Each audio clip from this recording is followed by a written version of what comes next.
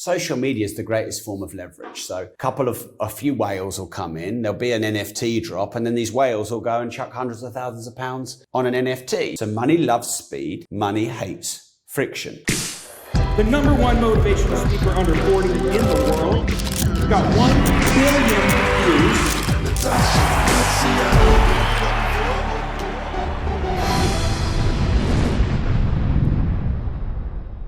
Welcome back to another episode of the Law of Attraction podcast. I'm so excited to be here today with a very special man. You may know him. He is Entrepreneur of the Year. He's an investor, author of 6 Amazon and Audible bestsellers, guys. I mean, he's literally sold over 1 million copies across his books. He's a prolific podcaster. I went on his podcast. It's amazing. It was called Disrupt. Am I right? If I said it right.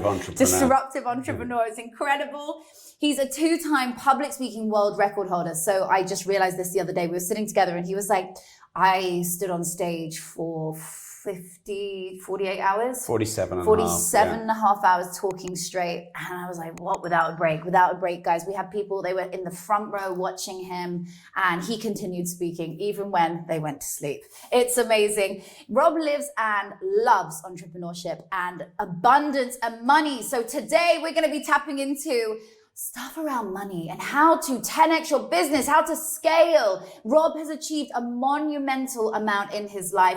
I'm going to introduce him now. The king himself. He also co-founded Progressive Properties. That's the UK's leading property training company. His book, Money, which we're going to talk about later, is the UK's #1 bestseller, right? On the subject of money. On the subject of money. I am so excited to bring this king in all the way from London today, guys. This is Rob Moore.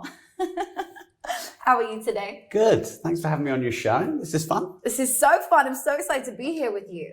I mean, I had so much fun with you the other day talking about the public world record, the public speaking world record.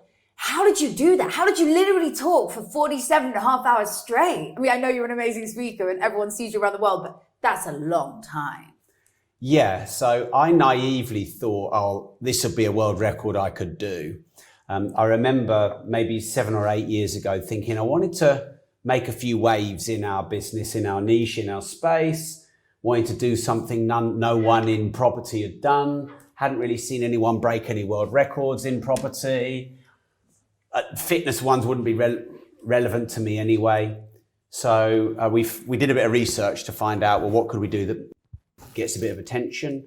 Longest speech, I can speak on property, business, personal development. That would be easy. I've probably done 800 speeches by then, maybe. I've done a lot. One year I did 250 speeches, and many of them would last a whole day. I'm not just like a 90-minute guy.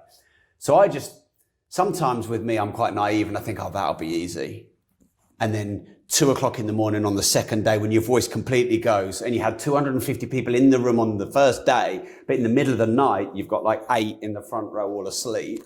Then it dawned on me, this is freaking hard. And but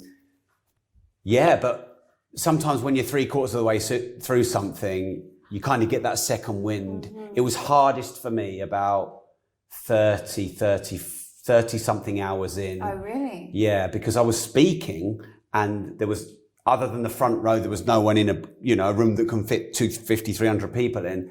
My voice had completely gone and I was talking, you could hardly hear me. But then we got through that. I ended up beating the world record by about 5 hours. So insane. Yeah, man. Not just 5 minutes, that. 5 hours. I love that shit. It's amazing. Let's go straight into the book. I mean, look, You've written a prolific amount of books. You're a bestseller time and time again, but people come to you because you are such a guru around entrepreneurship, around property, around making money. I want to tap into that. What are your winning habits? Okay, I think when it comes to money, the first thing is you've got to have a good relationship with money.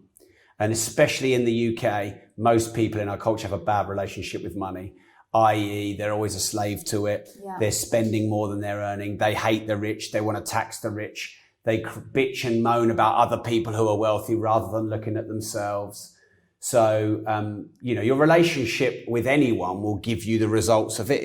If you pour into and understand another human being, you're going to get a good relationship with them. If you pour into and understand money, you're going to have a good relationship with it.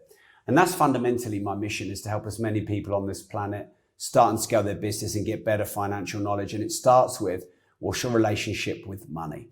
And so often people, they're raised by religion, which says, the love of money is the root of all evil. And something about it's more likely that a camel will go through the eye of a needle than a rich man go to heaven. This is stuff that's in religious scripture. So if you're in any way religious, which, billions of people on the planet are, it's almost like you're sold that it's a sin to make money. Ironically, the church does pretty well raising money. So you've got your parents going, money doesn't grow on trees and all this kind of stuff. And money doesn't make you happy. And so there's these indoctrinated familial or religious or cultural beliefs that make you think that making money is wrong and bad. As you know, because I met up with you and your lovely husband a few days ago, I took my wife to the best, it's not a hospital, but it's a specialist of veins. Yeah. It's the best place in the UK because she's got an issue with her vein and she had to have it lasered out. That'll be $7 or $8 grand, that operation. Bang, I can just pay for it. And her health is obviously the most important thing. I'm able to put my kids through private school and give them a good education. If I raised about £13,000 for my sister to have her kidney removed, one of my friends, his son was basically dying of a brain injury. And so I made sure he got about 15 grand. So actually money can do really good. Wow, that's beautiful. So the first thing is you've got to have a good relationship with money. The next thing is you've got to figure out how money works. So money is a universal exchange of value. Money goes from those who value it least to those who value it most, which is usually it goes from consumers to producers. Yeah. I have a wealth formula, which is wealth equals value plus fair exchange times leverage. So value is, what do we do for other people that they're prepared to pay for? Because most people go, I want a pay rise. No. If you go and ask for a pay rise, but you haven't given the value, that person's going to look at you and go, well, what value have you given? Whereas if you give value first, you get paid for it. I remember I've got this billionaire friend stroke mentor, and he says, whenever you do a job, always do it better than you're paid for.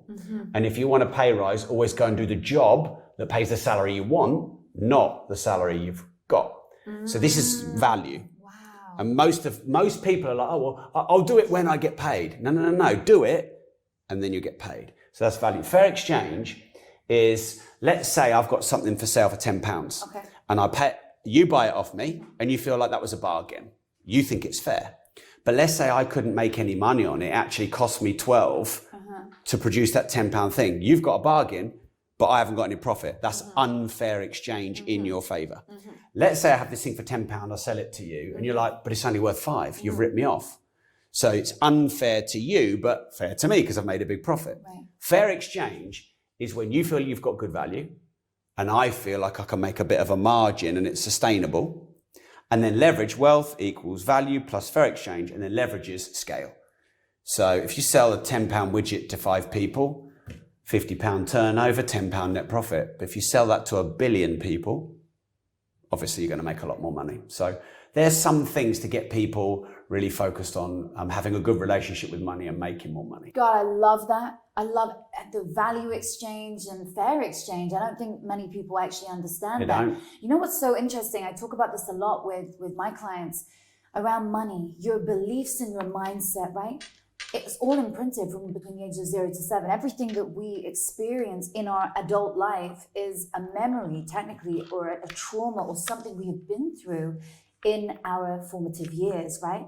And it gets imprinted into the subconscious mind. It comes out now in our actions. So people, they find themselves uncommitted from relationships or actually not being able to make money.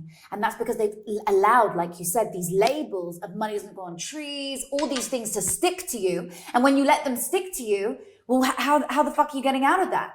You have to literally change your mindset at a root level to be able to shift your outer reality, because your outer reality is a direct reflection of your inner self beliefs. So if you believe in the inside, actually, you know what? It doesn't grow on trees and I'm never going to have enough and I'll only ever make just enough that I need to get by. But of course, that's going to be your story. You've got to rewrite his story and write your new story to get anywhere, right? You want to see... Boom! like on Clubhouse. Yeah. I love your Clubhouse room. It's amazing. You offer such value in that every day, right? Yeah, we go most days. We missed a couple of days when our friend John had COVID. But other than that, we've been on, probably 250 out of 270 days. It's incredible. Yeah. And you've got the biggest room there every day. It's absolutely amazing. Consistency. I know. It's all about Consistency. Yeah, we talk about that a lot on consistency. Okay, I ask everyone this. What are your top 5 skill sets that every successful entrepreneur has and anyone who wants to be a successful entrepreneur should have? Okay. Right. I would say a clear, ideally long-term vision. Yes. How do you want to change the world? How does your product and service and the value that you offer make a difference to as many people as possible? How is it scalable and sustainable? Mm-hmm. So mine is to help as many people on the planet start and scale their business and get better financial knowledge. You've got to have a very clear view of where you will be. The longer term, the better, ideally beyond your life.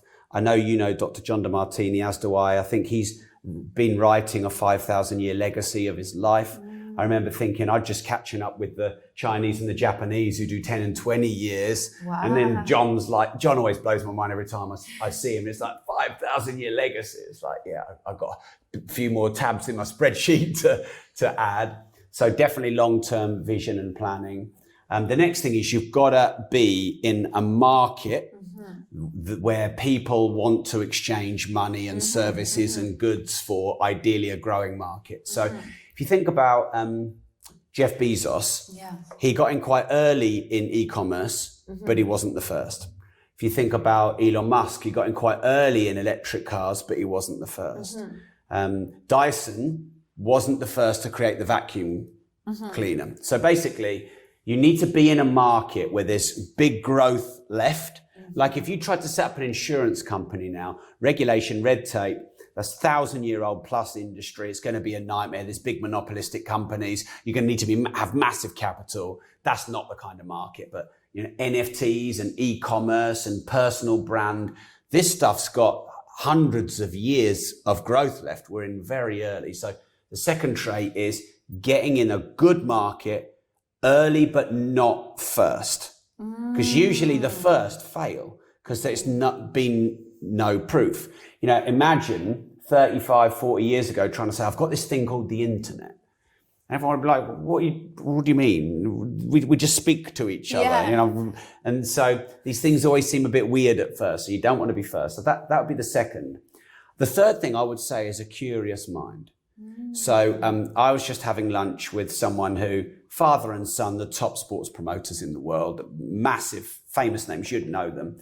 And he said to me when we were talking, tell me a bit about you, because I'm always curious. I'm curious as what everyone knows. I want to know what everyone knows. And a commonality in nearly all the billionaires I've met or I've interviewed is a curious mind. So number one, they'd be like, Natasha, how have you got nearly 7 million Instagram followers? I want to know about that. Oh, you do all this keynote speaking all over the world. How'd you do that? Oh, you've got this huge podcast and this massive following. And you've got an amazing personal brand. Tell me, how'd you do that? They wouldn't sit there going, well, I'm the billionaire and you're interviewing me. They'd turn the tables. So I would even say a wonderment of life. Like this chap I was just having dinner with, he's 73 and he's talking like he's 13, just loving life and business is fun and it's all a game and a sport and everything else. So yeah, the third trait would be curiosity, to always desire to learn. The fourth would be, this is quite specific. People talk about being consistent. It's important. Warren Buffett, look at him. Yes. People talk about persistence, drive, hunger, pushing through rejection, facing your challenges, tenacity. I think long-term success is a blend of those two. Because if you think about consistency, what it actually is doing boring things for a very long time. And let's be honest, us entrepreneurs, we often get bored quite quickly. We get distracted. Oh, what's that? Oh, look at those cameras. Oh, look at that. Oh, look at the photographer. Oh, and all of a sudden, we'll start a business here and here and here. And that's actually quite bad. You usually need to stay in one business model for 10 or 20 or 30 years. So consistency, I believe, by definition in entrepreneurship, is doing the important fundamental things that are boring Yeah. for a very long time. Wow. Persistence is that doggedness, that grit, that reject me, I love it, bring it on. That, you know, when it gets hard, I get harder. That. So I think you need a merge of both. Love that. So that's number 4. And then 5 is leverage. So, you know, with an effective lever, we can change the world. So leveraging bank finance. I've just finished a $25 million real estate project with 159 tenants. And the initial purchase price, we raised the finance from our existing business. The development loan we've raised from the bank. The tenants are going to pay off the debt. You leverage Instagram. We're leveraging social media and podcasts. So wealthy, successful people, they leverage collaborations, partnerships, joint ventures. You know, I saw you did an interview. I think Damon John was on your podcast. You've got a massive following. He's got a massive following. You're leveraging each other's following. What poor, or rather skint, because there's a difference, broke, I'll say broke. What broke people do is think, how do I get this done? Or, you know, this work lands on me, or I can't afford to do it. Whereas what a wealthy person or a successful person will do is, who can I get to do it for me? Who's already done it? You know, who can I pay? Who can I learn from? How can I learn from someone else's mistakes? Absolutely. Conventional wisdom says, learn from your own mistakes. Leveraged wisdom says, learn from the mistakes of other people. So there's my 5. That was the coolest 5. I love that. Wow, you're a genius. I get this.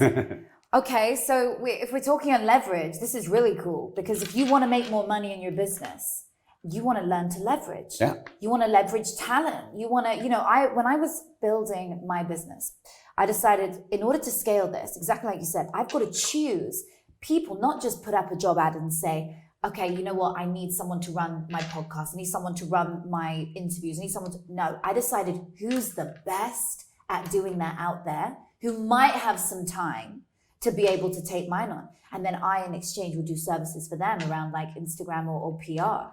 We exchange services. And that's how I initially grew, because I would just exchange with like really talented and quite well-known people. So give me some ways that you have found leveraging in business to bring in more income.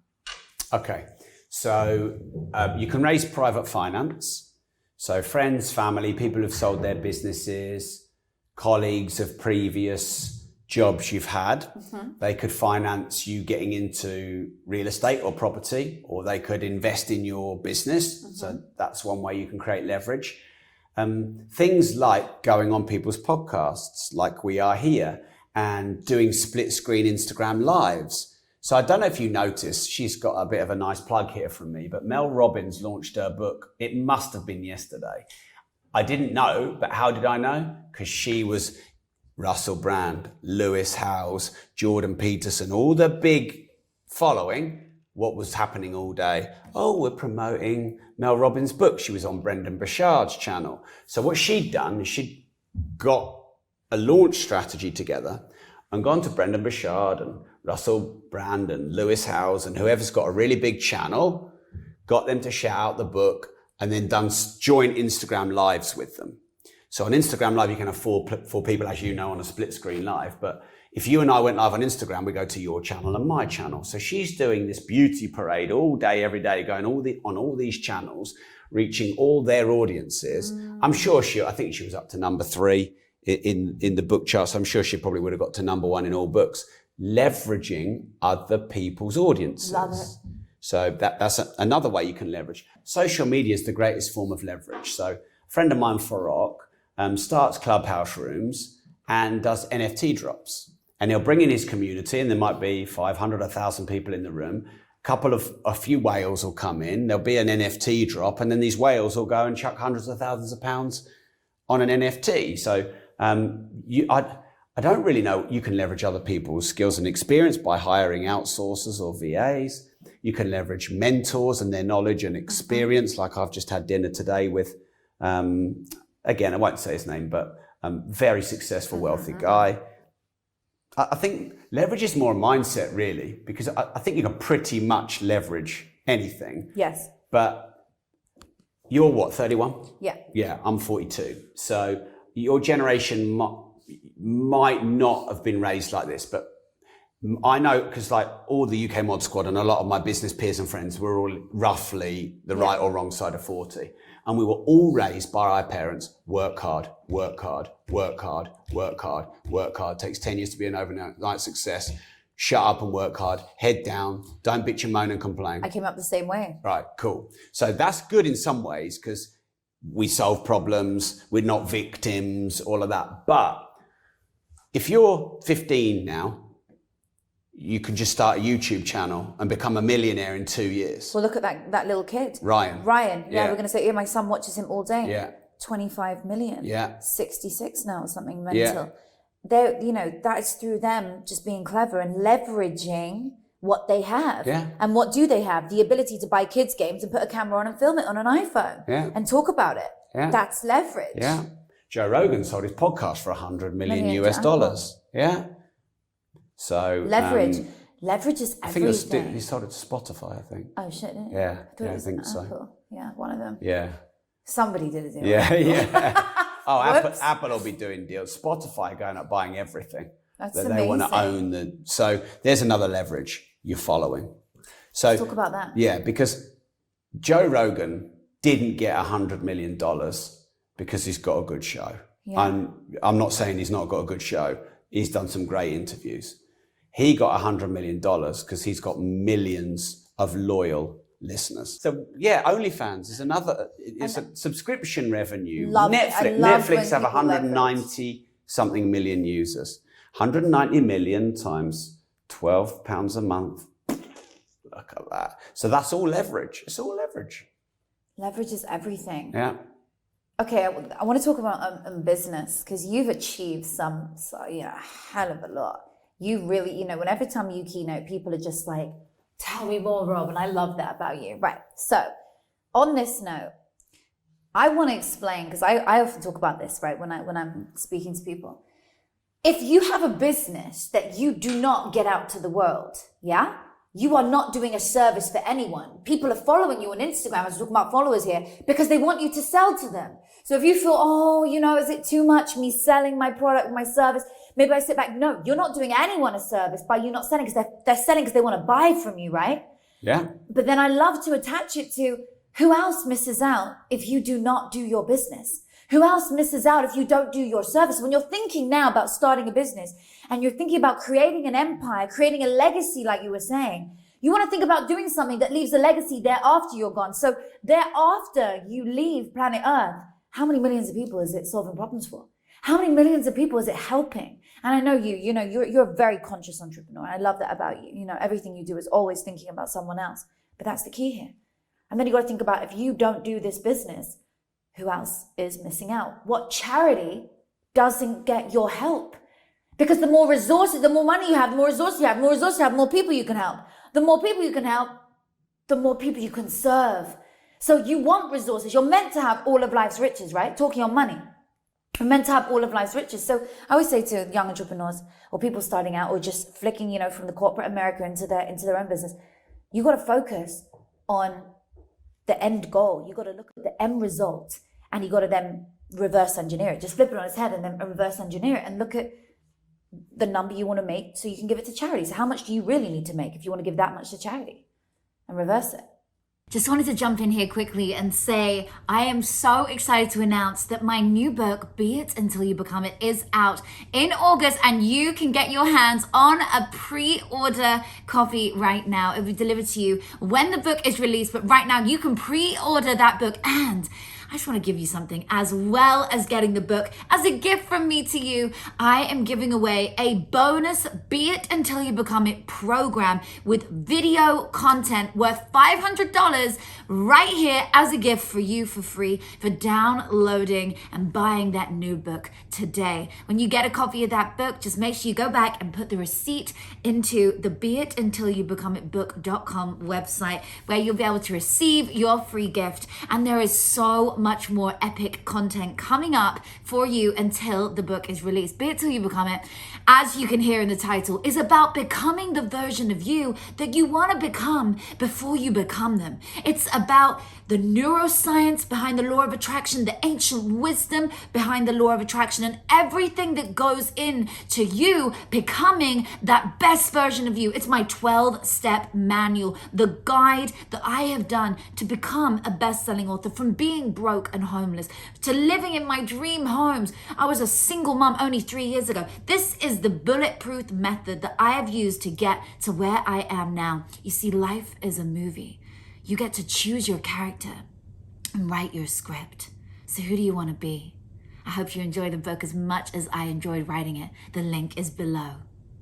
Leverage is everything. Yeah. Okay, I want to talk about business, because you've achieved a hell of a lot. You really, whenever time you keynote, people are just like, tell me more, Rob, and I love that about you. Right, so on this note, I want to explain, because I often talk about this, right, when I'm speaking to people.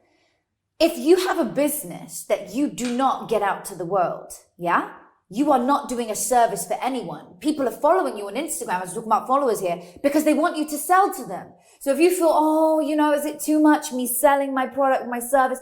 Maybe I sit back. No, you're not doing anyone a service by you not selling, because they're selling because they want to buy from you, right? Yeah. But then I love to attach it to, who else misses out if you do not do your business? Who else misses out if you don't do your service? When you're thinking now about starting a business and you're thinking about creating an empire, creating a legacy, like you were saying, you want to think about doing something that leaves a legacy thereafter you're gone. So thereafter you leave planet Earth, how many millions of people is it solving problems for? How many millions of people is it helping? And I know you're a very conscious entrepreneur. I love that about you. Everything you do is always thinking about someone else. But that's the key here. And then you got to think about, if you don't do this business, who else is missing out? What charity doesn't get your help? Because the more resources, the more money you have, the more resources you have, the more people you can help. The more people you can help, the more people you can serve. So you want resources. You're meant to have all of life's riches, right? Talking on money. We're meant to have all of life's riches. So I always say to young entrepreneurs or people starting out or just flicking, from the corporate America into their own business, you got to focus on the end goal. You got to look at the end result, and you got to then reverse engineer it. Just flip it on its head and then reverse engineer it and look at the number you want to make so you can give it to charity. So how much do you really need to make if you want to give that much to charity, and reverse it? Amen again. If I had a microphone, I would drop it. Yeah. But I've got a clip-on one. Yeah. So can I just throw you for 500 quid mic, Harry? No. I love it. How did you start your first business? I was 50 grand in consumer debt, credit cards on credit cards on credit cards on credit cards, uni loans, blah, blah, blah. And then on December the 15th, 2005, I was working in my dad's pub and he had a big nervous breakdown. In front of all the customers, the police got called out. He got beaten up by the police. He got basically tied up, bundled in this reinforced police van, sectioned. And he was in Ward 5 of the hospital in Peterborough for a long time. And I remember it happening, thinking, my dad's raised me to teach me entrepreneurship. He's funded my education and helped me financially. And I'm nearly 26 and I'm a loser. And I felt really embarrassed and ashamed that my dad had to go through that, how hard he'd worked. So I spent a couple of weeks hating myself. And then I just started remembering some of the lessons my dad had given me, like get into property and, start your own business. And he taught me a bit of sort of street hustle. So I went to this property meeting, random one, didn't like it because it was way out of my comfort zone. And the last person I met there were only 12 or 15 people there. And the last person I met at the bar was Mark Homer, who's my current business partner. So we've been business partners for 15 years. We forged a friendship. He gave me some books to read. I gobbled them up. I got massively into personal development and sales and marketing and speaking and entrepreneurship. Read every book. I think I've read over 3,500 books now on the subject. Yeah, just gobble them up. Mostly on audio now. Yeah. 2 times speed. All over it. But that was our start. And So he blagged me a job in a property sourcing company that he was working for. And he pulled me to the side and he said, look, Rob, I'll teach you how to source and sell property. This is a stepping stone for me because I want to be an entrepreneur and build a property empire. And I said, mate, I'm in. Let's do it. So I got on the phone selling property deals, overseas off-plan new build to people. Wow. Got myself out of 50 grand of debt, made nearly 100 grand clear that year. Then we set up Progressive Property as we knew we would, started sourcing deals for other people, buying our own portfolio. We bought 20 properties in year 1, 30 in year 2. And by just before age 31, so your age, I became a millionaire. And then a decamillionaire at roughly about 35. And now I don't really count so much anymore. I count more about how many people am I impacting and it's beautiful. More about our asset base. Mm-hmm. But yeah, that's how I got into business. I love that. I always ask that because whenever I meet anyone, I always want to know, when I'm around conscious billionaires in particular, I want to know, what did you do? Because people like you and I, we were just like anyone else when we began, right? We were just like any other person could catch. We were just the same. So what's really impressive is when you have come out of something crazy. I was in debt, tens and tens and tens of thousands. I was taking loan after loan after loan because I went through, a year of I was a single mom. I was homeless. I had this illness, and when you're a single mom, it's hard. And when I went through that pain and that trauma, I was like, and with an illness, I was like, I've got to do something here. So I did a lot of reading, like you said. I didn't quite get to 3,500 books, but I did a lot of reading across that next few years. And I did a lot of studying. I got myself in programs. I got myself a mentor. I studied. And I did lots of different practices. And then I applied my method, my MBS method. I know it would now be my MBS method. And it helped me go from broke to making my first $1 million in a year. Wow, well done. And I, since then, have gone on to build three passive streams of income, and how, and build what I have today. But I came from nothing. When I was in rock bottom, and that feeling when like the world around you feels like it is caving in on you, you've got decisions to make. Are you going to carry on like dwelling in pain? Are you going to sit and be depressed and lonely and say, the world hates me? Or are you going to get the fuck up? I always say, don't judge me by how many times I made success. Don't judge me by my success. Judge me by how many times I fell down and got back up. Failure is not failure. It is a try. It's just an attempt. You've got to keep trying. Do you remember the other day I was telling you about when you're giving birth? Well, obviously not you, but... Yeah, okay, you try getting a watermelon out of fucking pee hole, but okay. When you're giving birth, it is, and I gave birth naturally. When you're giving birth, you get to this point where you feel as a woman you're gonna give up. So you I leaned into the midwife and I said to her, I can't do this anymore. I was like, I'm gonna die. I was like, I can't get this out. And I was like, can you just take him out my mouth? You're delirious, right? and she said, she leaned into me and she said, Natasha, and that is how I know you're about to give birth to your son. I said, what do you mean? I was like screaming. She was like, I'm like 10 centimeters dilated. For anyone else that doesn't understand childbirth, that means you're fully dilated. She was like, start pushing. My son came out 2 minutes later. And that is called transition in science. And what is that? That is when you're about to give up and success is just around the corner. So when I was about to give up with my son, suddenly they tell you that's it. So that happens to multiple women when they're giving birth, but that is no different to business, right? When you're about to give up, how many times did you tell me about a failure? Tell me about a time when you wanted to give up, or tell me a time you did give up. I don't think I've ever wanted to give up. You've never had that pressure. You never had. Yeah, definitely pressure and stress. So I remember John DeMartini teaching me that if you have a clear and meaningful vision, that's probably one of the best ways as an entrepreneur to self-regulate and to not be distracted by elation or depression, by fans or haters.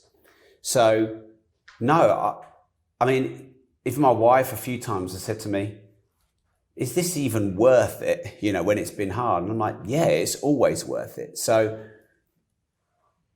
I'm just being honest with you, Natasha, saying that whether this is what people want to hear or not, no, in the last 15 years, I have never wanted to give up, because what's my other option? Go and get a 25, 30, 35 grand a year job. Go and work for someone that I probably don't respect. Have to ask every 3 years for an inflationary pay rise. That's my other option. It's whatever you do is hard. It would be hard to live a life where everything is the same every single day. It's also hard to take punches as an entrepreneur. Mm-hmm. So just choose your hard. Yeah. So no, I never wanted to give up. I mean, when I've had challenging times along the way. When the lockdown happened, we had 85 staff in our main company. And we walked in the office, my MD, my business partner and I, we had a spreadsheet of everyone's name on it. And we went down the list and went, we've got to let them go. We've got to let them go. We can keep them. We've got to let them go. And that was probably the least fun thing I've ever done in business. And we actually went through that and let go in the initial phase about a quarter of our staff. But then the furloughing came and we were able to put them all on furlough. So people bitch and moan about the government. I have at times, but hat tip for that. That was a good, smart move and it was very helpful. But it's funny because sitting in that kitchen with the staff out there not knowing what's going on, literally with a gun shooting that person and not shooting that, and that, like, there was a moment where I thought, this is probably as hard as it gets and I'm fucking doing it. And I will save 50 and lose 25 to save the whole thing. You know, if the ship is sinking and 50 can stay and 50 have to go, 50 have to go. That's, you know, and then that was so I would say that was probably my hardest day in business. But I also was able to go back and look in the mirror at night and go, I can do that now. Because if I didn't have the strength to do that, we'll be all right, we'll keep going, we'll look after everyone, and then bang, you can go bust. So the paradox of you asking me about my biggest failures and challenges and if I've ever thought about giving up is that those moments that are the hardest make you the strongest. Wow. So, you know, when it gets hard, you get harder. So I'd say that was my biggest and hardest challenge. But I don't know, I was talking to my business partner 2 days ago. We had lunch together. We're doing some fairly big projects at the moment. One property's we'll have 159 tenants in it. Another one, probably 60 odd tenants in it. Tens of millions of pounds, these projects. And I'm not London either, outside of London. And I said to him, you know what? In the last 15 years, we've not gone bust. Apparently all American gurus go bust twice. We've not gone bust. You know, we've had 13, 14 years of 40, 50% growth every year. Kind of golden balls, really. You know, like... we're probably due the odd hard year or two. And I think the reason that happened is because, one, I love business. Two, I'll do what needs to be done to get the job done. I won't blame anyone else. I have my moments. We all have our moments. We go, oh, fucking hell, why now? Or why me? Or why did he do that or say that? But in the end, you look in the mirror and go, well, the company, I'm 50% shareholder, so is my business. We're responsible. Definitely the lockdown was hard for us. We used to do 850 training days a year in our training companies. And then overnight, it's illegal to run training courses. So imagine it being illegal to run your business. And yeah, I was positive and I said, look, let's pivot to online courses. And we did that. And I was speaking at big live summits all across the world online, but it wasn't the same. And we powered through that year. We made really good profit. But what happened, because we weren't able to offer the services afterwards and the masterminds and the in-person events, it really hurt our deferred income. So the next year was really hard. Like we could put £1 million in the bank and still make a loss. And it was like a big black hole. But going through that process and getting out the end of it, I kind of just feel stronger and more resilient. Yeah. So, you know, make sure it breaks you. I know it's a cliche, yeah, but it's really true. So I often get asked, what are your big failures? What are your big mistakes? I really can't remember them. I either have a part of my brain which won't allow me to. Yeah. You block it out. Yeah. Or I go, well, it wasn't a failure. It was, some of the silliest, stupidest, worst things I've done have actually ended up being the best lessons, or we've turned it around. But that is always the way. It's some people learn from trauma. I was one of these people who had to be hit in the face, emotionally, physically, financially, and spiritually, in every way, with pain, in any way to say you're in the wrong place, get out and pivot and U-turn. But I needed that red alarm to be screaming in my face for me to even realize.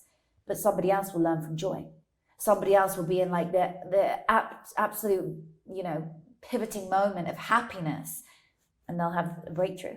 So you could be one of those people who like bounces off success. You just bounce to the next thing. Now, I love that because you have a choice every day, right? Whether you're going to stay in a negative place, whether you're going to get stuck there, or whether you're going to get stuck in a good mood. You can choose. It's like with money. Are you going to, when you're having a shit day with money or a shit year, are you going to get stuck in that place and think money doesn't like you anymore? Or are you going to get stuck in a good mood, in a good vibe, thinking, no, you know what? I know how to make money. I'm going to believe it. I'm going to give you some science as well. I want to hear your view on being a magnet to money, right? Because the whole book's around money. So people who want to focus on negative things, I'm just going to explain this to anyone listening who wants to understand more. Whatever you focus on is what your mind thinks is important. There's a part in your brain called the reticular activating system, and it focuses 2 million bits of data every second, okay? Colors and sounds and things that you see. And what it shows you is anything that you deem as important. As I was saying, whatever you're focusing your mind on. So if you're focusing your mind on, I don't believe I'm worthy of money, of making money. I don't believe I'm actually worthy of getting out of this rut. How do I create abundance in my life, in any area of your life? Then that's what you're going to see around you. But if you change that and say, no, I believe I'm worthy of abundance. I believe I'm worthy of financial success, time, money, freedom. I'm worthy of 10xing my salary. I'm worthy of finding that new job, whatever it might be. Now you're focusing your mind on something new. So your reticular activating system in your brain shows you evidence around you to prove your belief system is true and is real. And it does that through events and people's opportunity and places. So all of a sudden your whole reality looks real different. But let's move the glasses. Honey, the opportunity was always there. It was always there. You just didn't see it. But that's because you've changed your thought process, and that's what you've got to do. To see a shift in money in your life, you have to go to the root cause of it, I believe.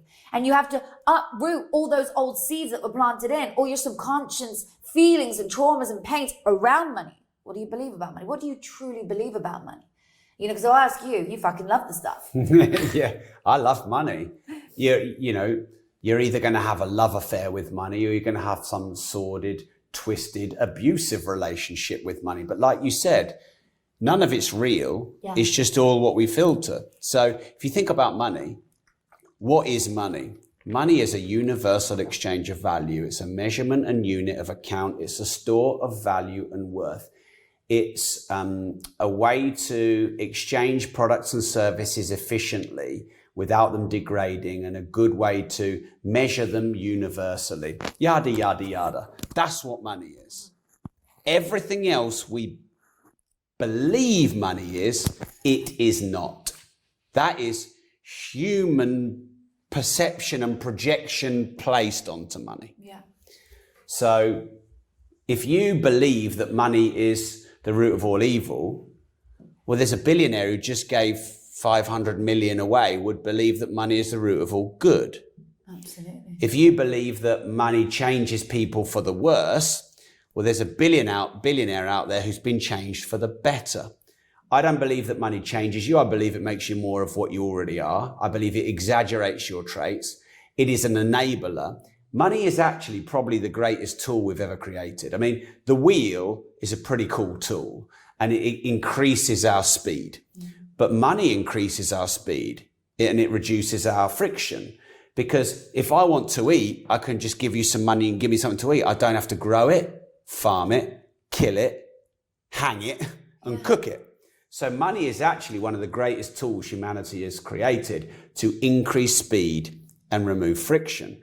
And this is now why we've got 8 and 9 and 10-year-old millionaires and 25-year-old billionaires now, which is half the time it normally takes.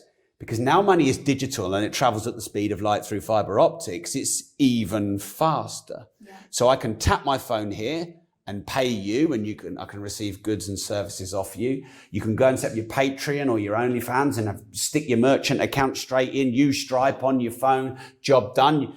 But it would have taken you, to set up a business, it would have taken you 3-6 months. Go and get loans, go and see the bank, go and view all these properties and all of this stuff. It'd take you maybe a year or two to start a physical retail business. Now you can start a business online. You can set up your Patreon, and within 15 minutes, you can get a header designed up. You can do 2 7.5-minute videos, and there's your month's content. And then you can start doing Facebook Lives promoting it.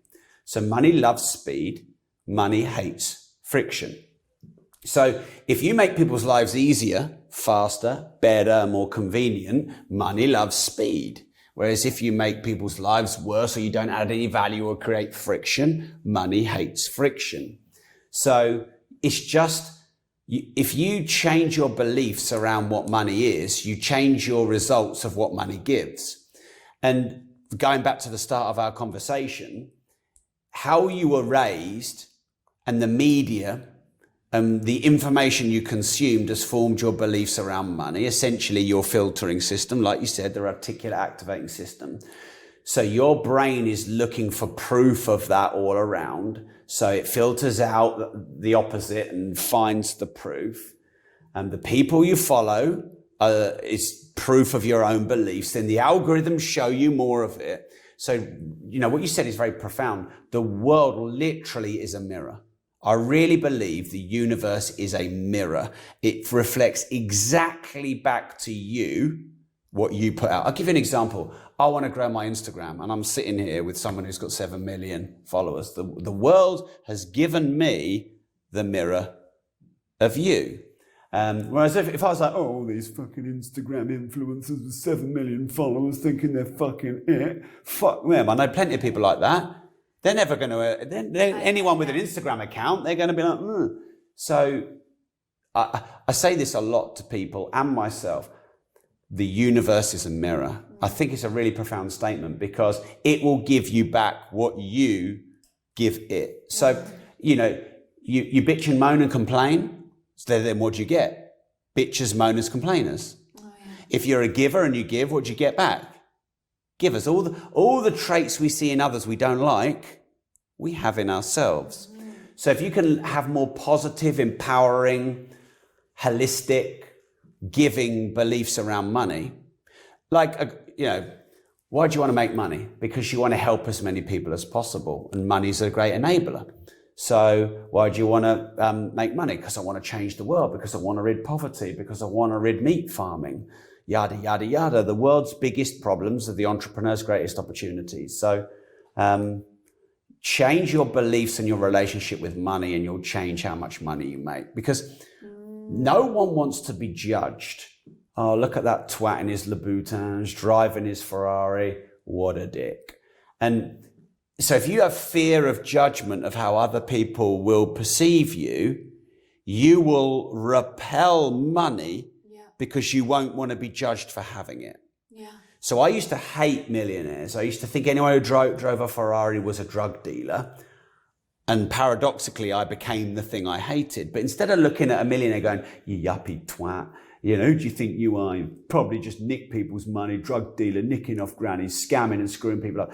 That was my belief. So that would be what I would attract. And I was able to change that by what happened with my dad and reading stuff like Think and Grow Rich. And, you know, when I changed my mindset.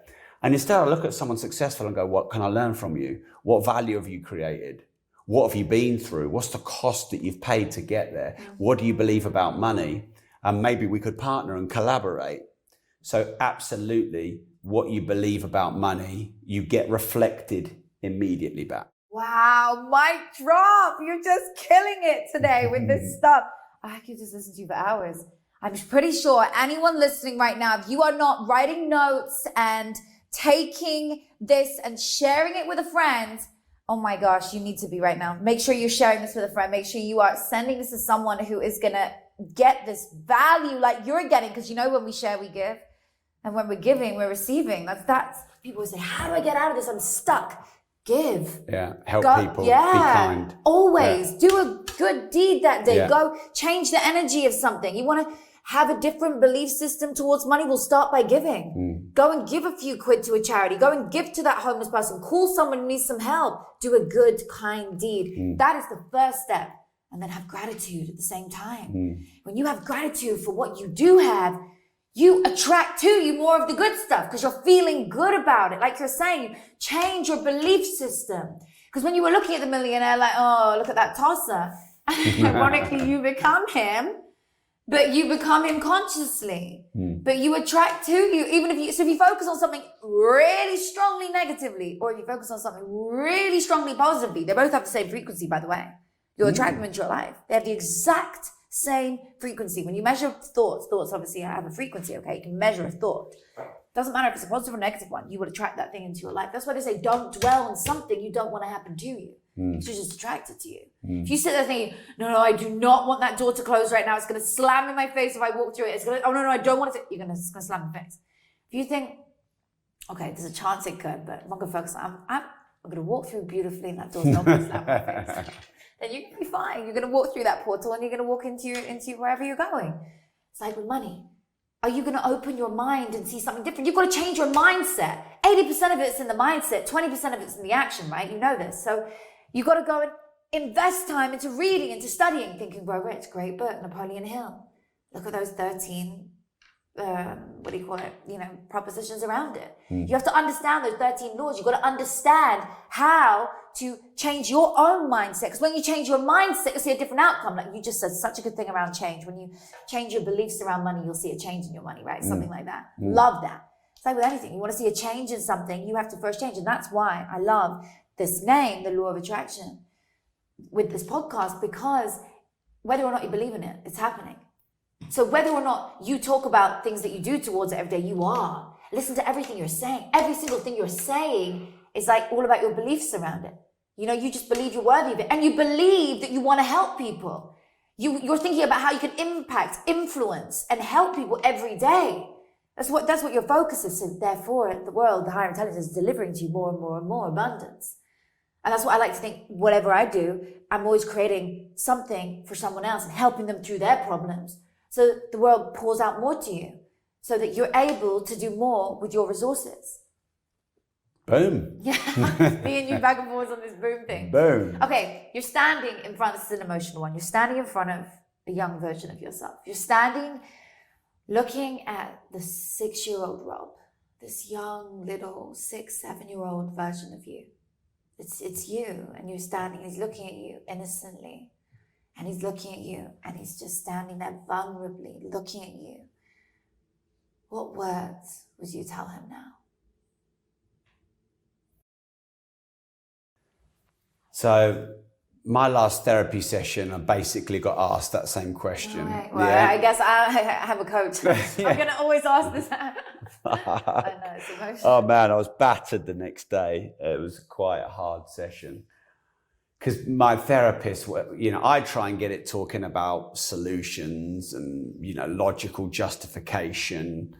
And she's always like, 11-year-old Rob, 11-year-old Rob. So my 6 and 7-year-old is really about 11. And he's really fat. I was the fattest kid in my school. And I fucking hated it. I hated it. And I got sent to boarding school by my mum and dad. And I fucking double hated that. And we'd stay in dormitories. There'd be like 2, 4, 6, 10 of us in a dormitory. And I also wet the bed till I was really old. There was only one other kid, I think, in the whole 200 kids dormitory that also wet the bed. But he wasn't the fattest kid in the year. So I was the fattest kid in the year, and I wet the bed till I was I don't know, probably 13. My therapist thinks it was obviously an emotional thing. And I fucking hated swimming, because back then they'd make you wear those tiny little Speedos. You remember honestly, that's cruelty to kids. It's cruelty to kids. And I just was just fat. And so I'd be like this. Back then in the showers, everyone had to group shower. So everyone's taking the piss out of me because I'm the fat kid. And for me, it felt like torture. And all I've got from those few years is pain. So I would say to that little kid, you don't need other people to love you. You need to love yourself. And there's nothing wrong with you. And you're a smart kid, and you'll be okay, work hard, and try not to let what you think everyone thinks about you hurt you so much. That, because my therapist really got me, because she said, but what would you say? And I said, well, I'd say to him that you're loved and, you know, appreciate yourself. And she said, they're kind of cold words. What would you actually say? And what do you think of him? And I just said, I'm embarrassed and ashamed of him. And she, like my therapist, basically started crying at that point. And she was like, how could you be embarrassed and ashamed of the younger, vulnerable version of you? Because all I've got is love and compassion for him, and you should have love and compassion for him. And I'm like, I don't really. I was fat, useless, and pissed to bed, and I fucking hated myself. And I've done a lot of therapy and a lot of personal development, and I think I've made the best use of that I can, but that's still there. And so that was a massive scab, and she pulled it off, and you've just put your finger in it by asking that question. You didn't know, and it's all good. I don't mind talking about it. But you know what? Sometimes it's nice to actually see somebody so vulnerable to show.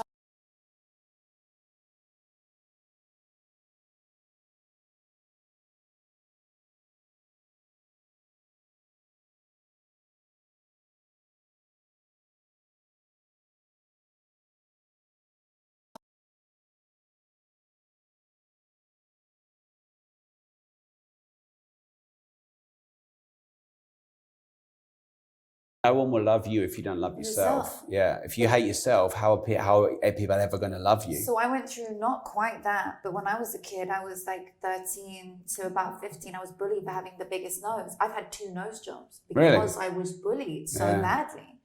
So I had a complex about it. I eventually just stopped and went, who gives a fuck? Yeah. But that took years. A lot. Yeah, me too. Probably took me 15 to 20 years to properly let go of what people think about me. I mean, it's still there and it can still get poked.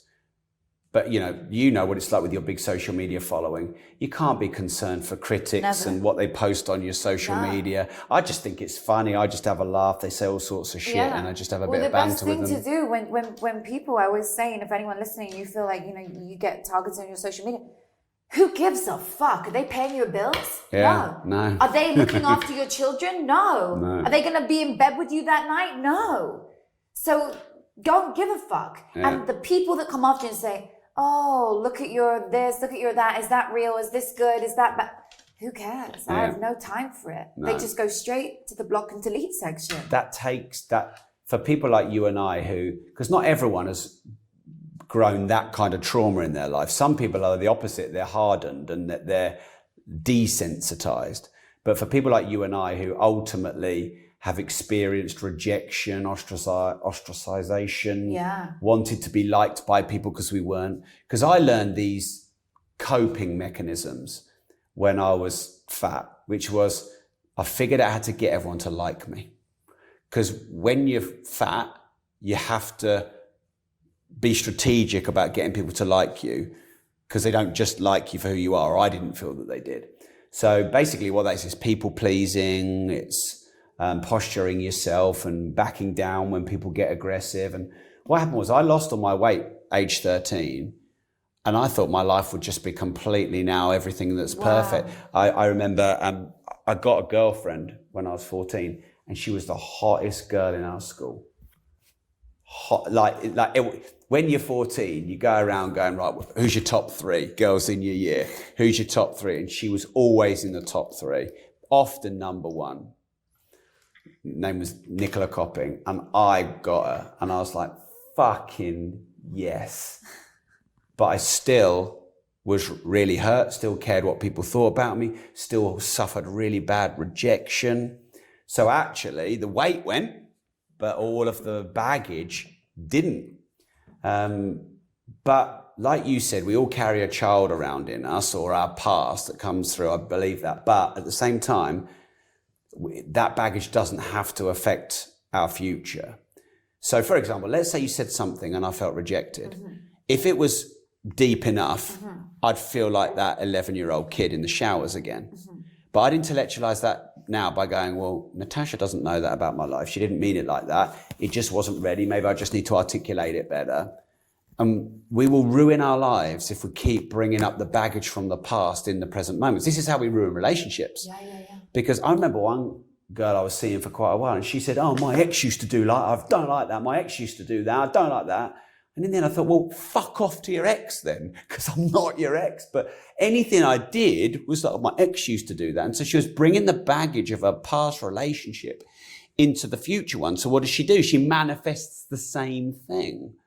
So we have to create this distance. I like following Sadhguru. He's funny. Yes. He's a funny spiritual guy. Yes. And he talks about the identity of who you are and then the meaning of yourself. You need to build a gap between it. Yeah. So the bigger gap between the true version of you, which is infinite abundance and no labels, pure essence of divinity and whatever. And then this over here is your upbringing, your beliefs and everything else. So you can create a nice gap between the two. And I think that's what I've learned to do. So you could even say something cutting and offensive to me, but I'd be able to put a wall up and go, well, that's just you and your past, or a version of me that you've seen. But just because that's what you think, that's not who I am. And not allowing a label to stick to you. That is so profound. And that is such a great piece of advice to be giving someone that is going through that kind of trauma. So if you're listening, you're going through that kind of trauma, then you need to hear this so loud and clear. Distance yourself.